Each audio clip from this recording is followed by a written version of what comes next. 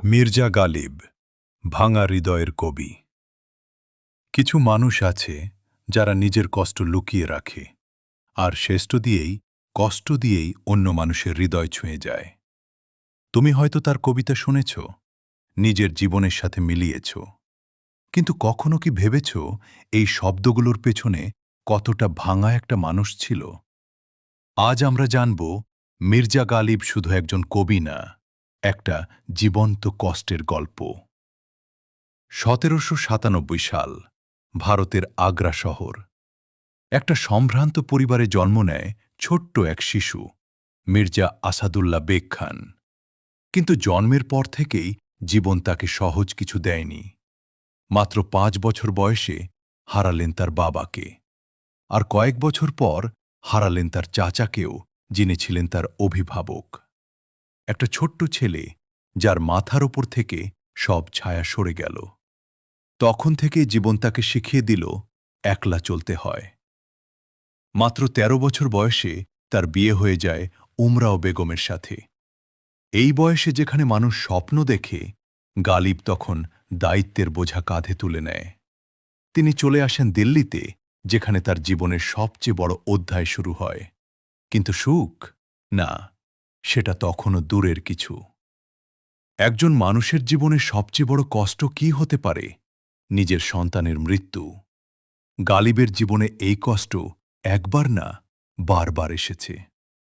তার ৭টি সন্তান জন্ম নেয়, কিন্তু কেউই বাঁচেনি। প্রতিবার একটা নতুন আশা, আর তারপর একটা ভয়ঙ্কর নীরবতা। ভাবো, একজন বাবা যে বারবার নিজের সন্তানকে কবর দিচ্ছে। এই কষ্ট কি শব্দে প্রকাশ করা সম্ভব? হয়তো সেই কারণেই তিনি লিখেছিলেন, হাজারো খ্বাহিশে ऐसी কে হার খ্বাহিশ পে দম নিকলে। অসংখ্য ইচ্ছা, কিন্তু প্রতিটা ইচ্ছাই যেন শেষ নিঃশ্বাস নিয়ে নেয়। গালিবের জীবনে শুধু মানসিক কষ্টই ছিল না, ছিল কঠিন অর্থনৈতিক সংকট। তিনি মুঘল দরবারে কাজ করতেন, সম্মান পেয়েছিলেন, কিন্তু সেই সম্মান তাকে কখনো স্থিরতা দেয়নি।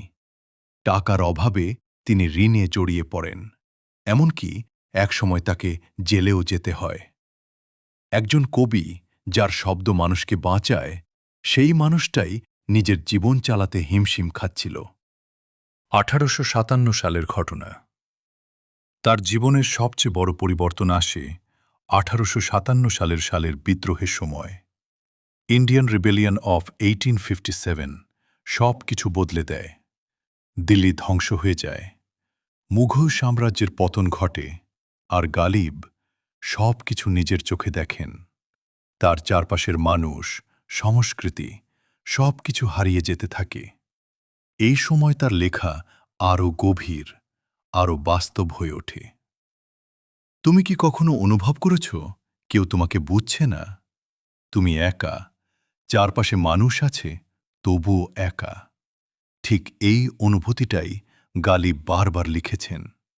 কারণ তিনি কল্পনা থেকে লেখেননি, তিনি তার ক্ষত থেকে লিখেছেন, তার ব্যথা থেকে লিখেছেন, তার বাস্তবতা থেকে লিখেছেন। তাই তার প্রতিটা লাইন আজও আমাদের জীবনের সাথে মিলে যায়। জীবনের শেষ দিকে গালিব অনেকটাই একা হয়ে যান। সম্মান ছিল, কিন্তু ভিতরের শূন্যতা কখনো পূরণ হয়নি। ১৮৬৯ সালে এই ভাঙা হৃদয়ের কবি পৃথিবীকে বিদায় জানান, কিন্তু তার শব্দ, তার অনুভূতি আজও বেঁচে আছে। গালিব আমাদের শেখায়, কষ্ট লুকিও না, সেটাকে অনুভব করো, আর যদি পারো সেটাকে শিল্পে রূপ দাও। হয়তো আমরা গালিব নই, কিন্তু তার মতোই অনুভব করি। তাই তার লেখা কখনো পুরনো হয় না।